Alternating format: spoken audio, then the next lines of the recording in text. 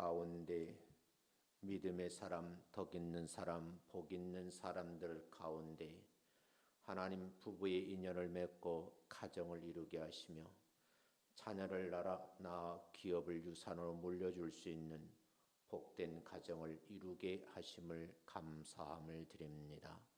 하나님 5월달 가정의 달이어서 어린이들을 생각하며 부모님들을 생각하며 이 귀한 분들을 서로 부양하기 위해서는 믿음의 부부가 있어야겠사온데 하나님 말씀 속에서 경건한 가정을 이끌어가게 부족함이 없게 도와주옵시고 두 내외에게 복을 주셔서 하나님께서 원하시는 귀한 가정을 잘 이끌어갈 수 있도록 인도해 주옵시길 원하옵고 기도합니다.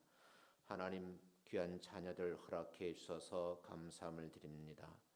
미래가 불확실하다고 일할 곳이 없어서 분주히 뛰는 우리 아이들에게 하나님 생각에 복을 주셔서 마음껏 일하고 헌신하고 충성할 수 있도록 기회를 허락하여 주옵소서. 위험한 곳에 다닐지라도 우리 하나님께서 꼭 붙들어 주실 줄로 믿습니다.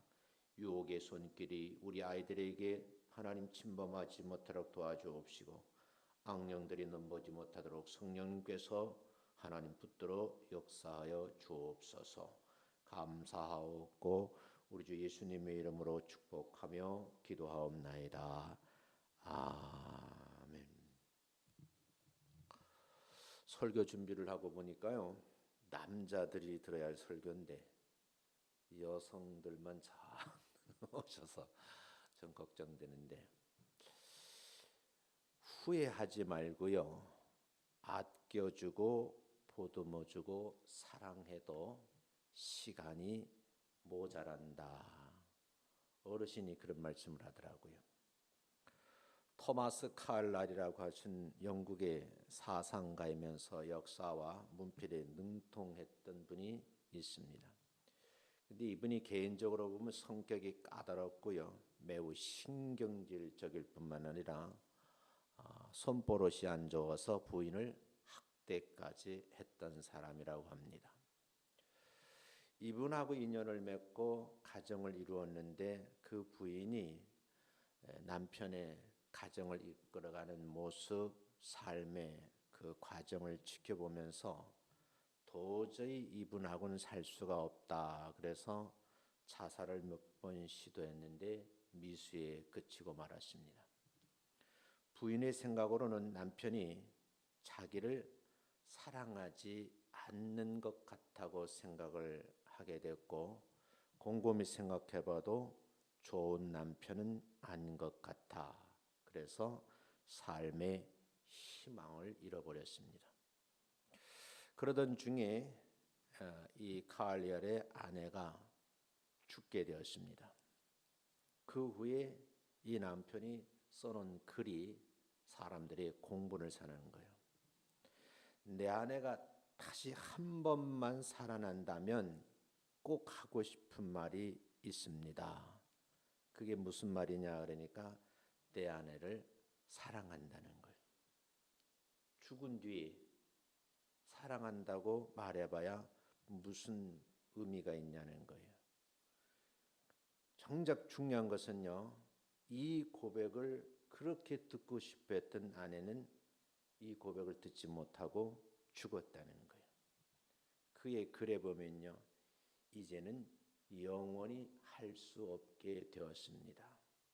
내가 이 글을 보고요, 문필가는 많은데 진짜 사랑할 줄 모르는 사람이구나 하는 그런 느낌이 들었어요. 그래서 오늘 본문을 보면서 우리가 어떻게 가정을 이끌어 가야 되는가를 한번 생각을 해보고 다음 돌아오는 주일에도 같이 말씀을 좀 나누려고 합니다. 남녀가 사랑을 하게 되면요, 사랑 꿈을 꾸잖아요. 근데 어떤 젊은이들 보면 사랑하는 것만 꿈꾸는 젊은이가 있고요, 어떤 여자 청년 아이고 얘기를 해보니까 사랑하는 건 당연한 것이고 내가 앞으로 미리 이룰 가정의 그 그림을 그려놓고 저한테 한참 동안 설명하는데 제가 귀엽기도 하고 기특하기도 하고 대견스럽기도 하면서 한편 마음으로는 너 꿈 깨야 된다. 여러분, 결혼은 현실이잖아요. 꿈꾸는 것만큼 이루어지는 것은 아니잖아요. 그러면서 정말 내가 해줘야 할 말이 뭘까? 그게 이제 제 숙제로 남았어요. 그 숙제를 하면서 제가 본문의 말씀을 보면서 이렇게 깨우침을 줘야 되겠구나 하는 생각이 들었어요. 그 깨우침 첫 번째 1절 말씀인데 1절 말씀 한번 다시 읽어보겠습니다. 시작.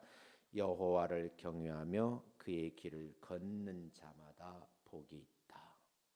어떤 가정을 그리고 그 가정을 꿈을 꾸고 현실적으로 이루어가야 되는가? 하나님을 경외하는 가정을 꿈꾸고 이루어 나가야 된다는 거예요. 여호와를 경외하게 되면 그 도를 행하는 자마다인데 그 말씀대로 살려고 실천하는 자, 몸부림치는 자마다 성경은 복이 있도다 그래요. 복을 준다는 말씀이 아니고 여호와를 경외하고 말씀대로 살려고 하는 자에게는 이미 복이 있다 이런 말씀을 하세요.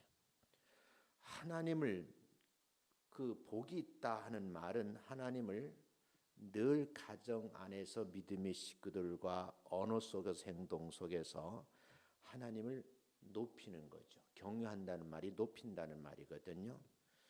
그런 믿음의 식구들이 사는 가정이 복을 얻는다 그래요. 인류 역사가 증명하고 있거든요. 창세기 22장 17절 말씀에다 보면 내가 네게 큰 복을 주겠다고 말씀을 하셨고요. 시편 127편 1절에도 보면 여호와께서 집을 세우지 아니하시면 세우는 자의 수고가 헛되도다 이렇게 말씀을 하셨어요. 가정은요 하나님을 경외하는 터 위에 세워져야 될 줄로 믿습니다. 창세기 말씀을 가만히 읽어보면 참 재미있어요. 한번 창세기 한번 읽어보실까요? 창세기 1장으로 한번 가보세요.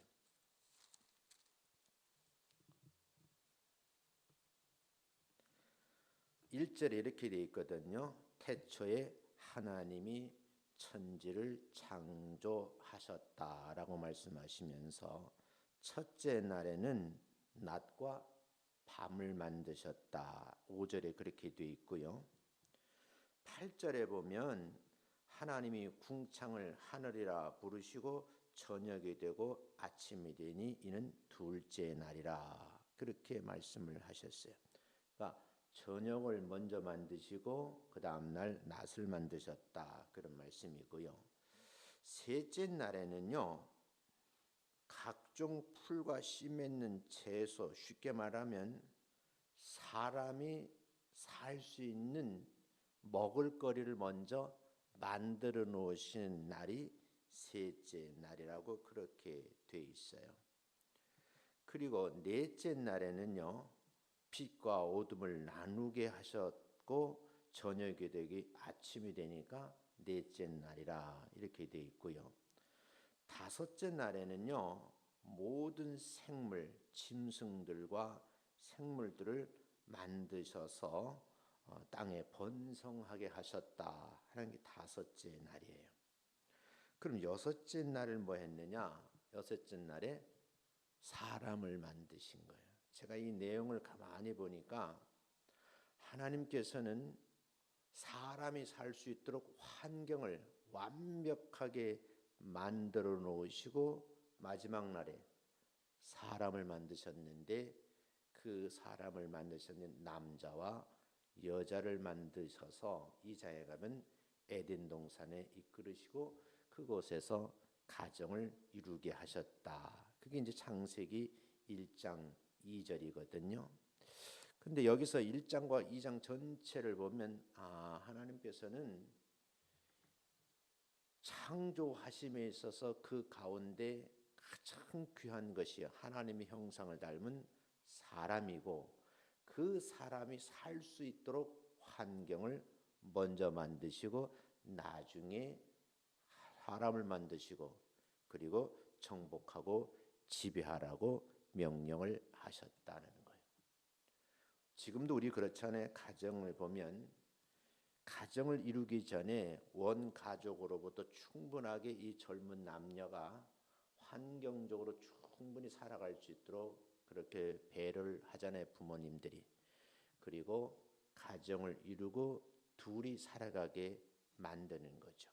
성경적 표현을 빌면 물리적 환경의 과정만이 굉장히 중요하다라고 생각하는 분들이 많은데 그보다 더 중요한 게 뭐예요? 신앙적 환경이라는 거예요. 근데 대부분은요. 물리적 환경만 찾고 저도 큰아이를 시집 보내면서 사돈 양반 집에서 연락이 왔는데요. 아이들에게 아파트를 하나 사주겠다 그러더라고요. 그럼 뭐 당연히 사주에게 사주겠거니 했거든요. 근데 그 아파트가 조금 평수가 있는 아파트예요. 그 딱 사주고 나서 제 마음의 느낌이 친정아버지 보고 살림 다 채우라는 얘기요? 이런 느낌이 들더라고요. 아, 부담 오더만요.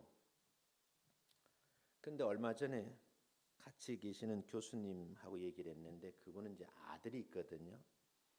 아들을 장가 보냈는데 너무너무 속상하다는 거예요. 뭘 속상해요? 그러니까 왜 아들만 집을 얻어야 되냐는 거예요.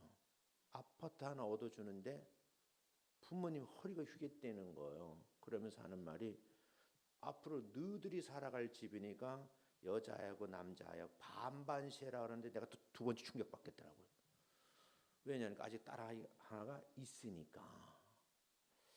그래서 이거 제3의 방안이 나와야 되는데 옛날에 옛 모습처럼 우리처럼 서로 좋아하니까 그냥 문간방에 그냥 방 하나 얻어놓고 신혼생활이 재미있었어요. 가서 숟가락 2개 사오고 젓가락 2개 사오고 냄비 하나 사오고 쌀 요만큼 사오고 부식 요만큼 사와가지고 그냥 그날 해먹는 거야. 근데 요즘 애들은 그런 재미를 모르는 것 같아. 그러다 보니까 그렇게 어렵게 사는 우리들은 이혼한다는 말 안 하고 우리 집 사람하고 벌써 몇 년째 살은 하도로 살아가지고 몇 년째지도 모르는 한 30년이 넘었어. 35년째 몇 년째야. 지겹게 오래 살았어요. 근데 앞으로 또 30년 더 살아야 되는데 계획을 잘 세워야지. 저는 그렇게 생각해요. 창세기에 있는 말씀, 시편에 있는 말씀처럼 하나님께서 이 세상을 창조하시고 가장 먼저 만드신 것이 교회가 아니고요.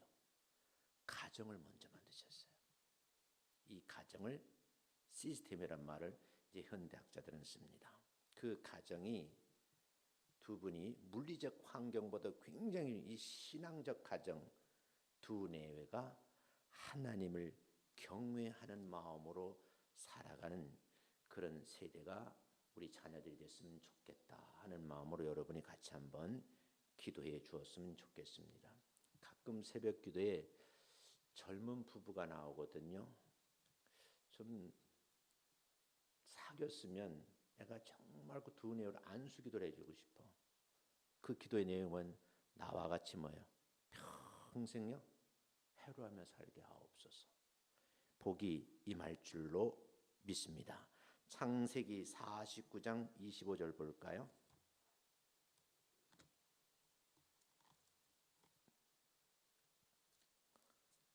창세기 49장 25절 말씀을 보면 이렇게 기록되어 있습니다. 같이 한번 읽어보겠습니다. 시작.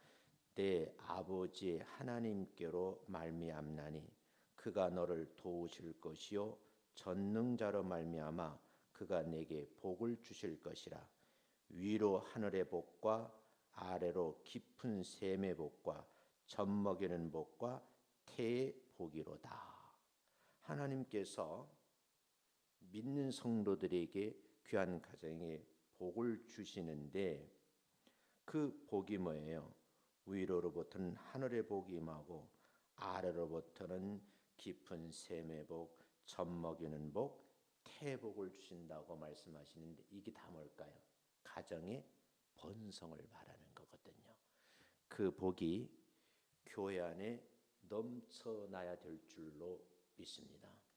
저는 요즘에 신앙생활하고 목회하는 게 재미있어요. 왜냐하니까 애들이 많아가지고 제가 아는 목사님 만나보니까 저보고 그래요. 우리 교회 애들이 없어 그래요. 정말 애들이 없대요. 근데 우리 교회는 주변에 젊은 분들이 많이 살아가지고 주일학교가 부흥이잖아요. 너무너무 감사하죠. 이런 일들이 계속 있어야 되겠다 하는 생각이고요. 두 번째, 시편 128편 2절 한번 다시 읽어보고 말씀 나누겠습니다. 시작. 내가 내 손이 수고한 대로 먹을 것이라. 내가 복되고 형통하리로다. 복받은 사람, 형통한 사람은 어떤 사람인가 하면 여러분과 제 손이 수고한 대가로 먹을 수 있는 기회를 얻은 사람이 복 있는 사람이다. 그런 거예요. 어떤 사람은 그래요. 놀고 먹는 게 복이라 그러는데 성경적은 아닙니다. 성경은 분명히 말하기를 일하기 싫은 자는 먹지도 말라 그랬거든요. 이 노동의 신성함이에요. 프랑스의 유명한 화가가 그림 하나를 그려놨는데 대한민국에 딱 알고 어떤 집에 가면 마루에 거실에 걸려 있는 걸 봤어요. 그게 밀레라고 하는 화가인데 만종이라는 그림이에요. 이 그림에서는요 석양이 막 넘어가는데 두 부부가 밭에서 일을 하다가 기도하는 모습이 그려져 있습니다. 해가 뉴욕역 쳐가는 황혼 때에 교회에서 종소리가 들려오잖아요. 그래서 이 두 부부가 하던 일을 멈추고 머리를 숙이면서 기도하는 경건한 모습이거든요. 이 작품 속에서 세 가지의 신성이 있다 그래요. 그게 뭐냐면 첫 번째는 종교의 신성, 두 번째는 가정의 신성, 세 번째는 노동의 신성이라 그래요. 그 그림의 내용이 그렇다는 거예요. 성실하게 일을 한 다음에 그 열매를 거두어서 가정을 이루고 그 가정 안에서 행복을 누린다고 하면 그 가정이 복 있는 가정이라 그런 말이거든요. 그래서 여러분과 저는 늘 기도하면서 그냥 공짜만 바르지 말고 내가 열심히 해서 그 얻은 열매를 거두어서 함께 가족하고 나눈 그런 복을 달라고 기도하시는 여러분 되시기를 주의 이름으로 축원합니다. 고린도전서 15장 58절에 보면 이런 말씀이 내 사랑하는 형제들아 견고하며 흔들리지 말며 항상 주의 일에 더욱 힘쓰는 자들이 되라. 이는 너희 수고가 주 안에서 헛되지 않은 줄 알미니라. 이렇게 되어 있거든요. 여러분 왜 주의 종이 교회 안에서 기도하느냐? 성도들이 삶의 터전에 나가서 안전하게 직장 생활하는 것도 굉장히 중요하고요. 오가는 출퇴근하는 그 시간도 굉장히 중요하지만 많은 열매를 거두어서 그 열매를 가정으로 가져올 수 있는 복도 그가 누리셔야 되는 거예요. 어떤 분들은 많이 벌어가지고 바깥에 다 버리는 분들이 있더라고요. 하나님께서 여러분에게 원하시는 그 일들을 이루기 위해서는 주님을 향한 수고가 있어야 되고 이웃을 위한 수고가 있을 때 그 열매가 다 뭐야? 알곡이 되고 버림받지 않게 된다. 그런 말씀이죠. 자, 5절 시편 128편 5절 말씀 한 번 더 읽어보겠습니다. 시작. 여호와께서 시온에서 내게 복을 주실지어다. 너는 평생에 예루살렘의 번영을 보며 6절 내 자식의 자식을 볼지어다. 이스라엘에게 평강이 있을지어다. 5절 말씀을 보면 여호와께서 저와 여러분에게 복을 주신다고 이렇게 축복 기도를 해요. 근데 그 복이 어디서 오느냐? 영어 성경엔 프롬이란 말을 쓰고 우리는 우리나라 말로 뭐뭐로부터 그러는데 원래 프롬이 앞에 있으니까 출발한 곳은 그곳이 어디냐? 시온이라는 것이.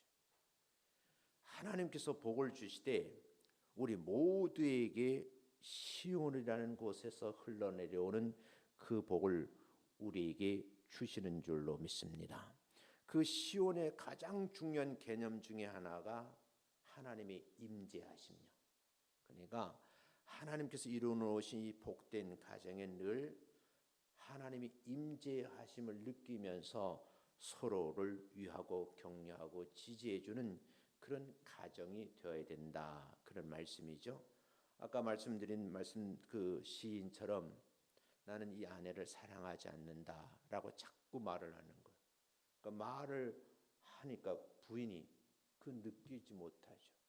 그리고 사랑을 받지도 못하고 그 관계 속에서 젊은 나이에 죽고 말잖아요. 죽은 뒤에 내가 그 아내를 사랑한다고 말해봤자 무슨 의미가 있냐는 거예요.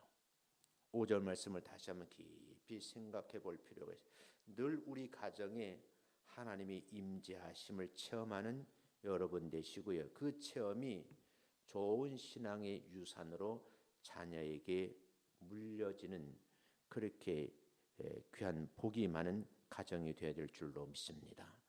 그 신앙 유산이 뭐냐? 가정에서 두뇌가 기도하는 모습을 보여줘야 되고 찬송을 부르는 모습이 보여줘야 되고 예배 드리는 모습이 보여질 때에 그의 자녀들이 물려받는 신앙의 유산이다 그래요. 수요일날 교회 안 나오신 분 가운데 가정 예배 드리는 분들도 있더라고요. 그래서 내가 좋은 겁니다. 그랬어요. 좋은 것. 부모가요 가정 예배를 드리면서 기도하고 찬송하고 말씀을 보는 모습 속에서 자녀들에게 권위가 세워지는데 우리 어머니 아버지는 뭐예요? 강력한 하나님의 임재하심을 느낀 영적 파워가 있는 분이라고 생각하고 그렇게 길러진 아이들은 어려움을 당하면 아버지 어머니 직원인데 기도해 주세요. 기도해달라고 부탁하는 아이가 뭐야? 그게 좋은 신앙의 유산을 물려받은 자녀라는 겁니다. 어떻게 한마디로 정리하면 믿음의 부모는 그 가정의 영적 제사장이에요. 그 권위를 잃어버리면 안 되고요. 그 권위를 굳게 붙들고 자녀들에게 대를 위해서 물려줄 수 있는 그런 귀한 복이 임하시기를 주의 이름으로 축원합니다. 성경 한 군데 보고 마치겠습니다. 사도행전 10장으로 오겠습니다.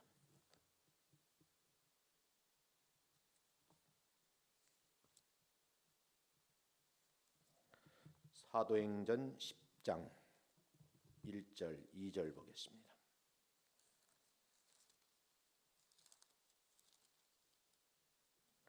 한번 읽어보겠습니다. 시작. 가이사랴에 고넬료라 하는 사람이 있으니 이달리아의 부데라 하는 군대의 백부장이라. 그가 경건하여 온 집안과 더불어 하나님을 경외하며 백성을 많이 구제하고 하나님께 항상 기도하더니. 이 사람은요 이방인이거든요. 정통 유대 사람이 아니에요. 그런데 군인이죠. 장교란 말이겠죠.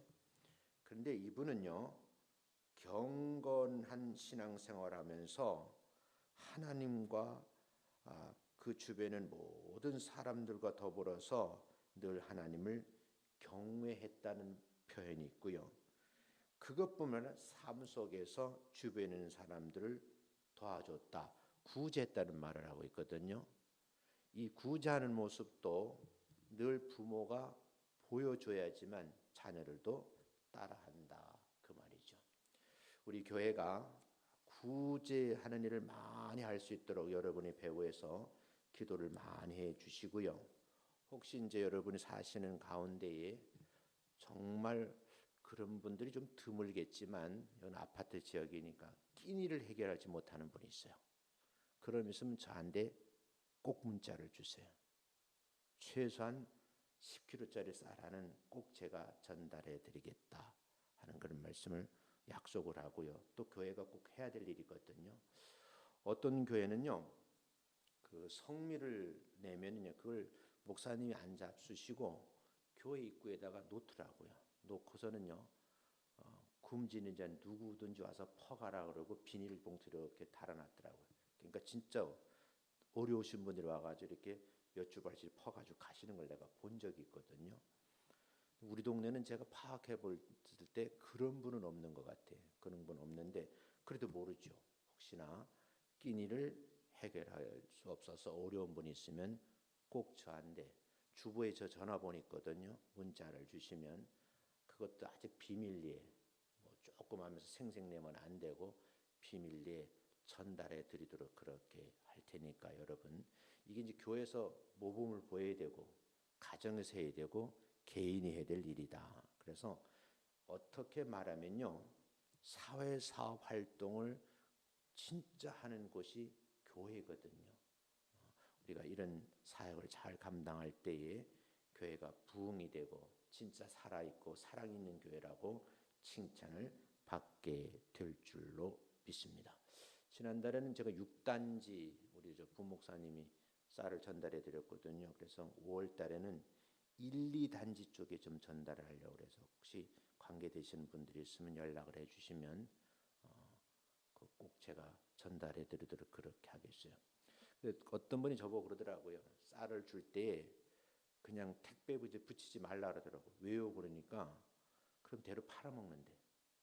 그래서 그 쌀에다가 큰 굵은 글씨로 밝은 비천원께서 드립니다 하고 써서 보내라. 그러면 못 팔아먹는데. 그러니까 목적대로 써야지 되니까. 또 그것도 지혜더라고 보니까. 그래서 지난달에는 6단지 전달해 드렸거든요. 이번 달은 1, 2단지 전달드리고 다음 달은 7단지 이렇게 돌아가면서 제가 20kg짜리 쌀 2포씩 제가 전달해드리고 어떤 때는 한 포 전달해드리거든요.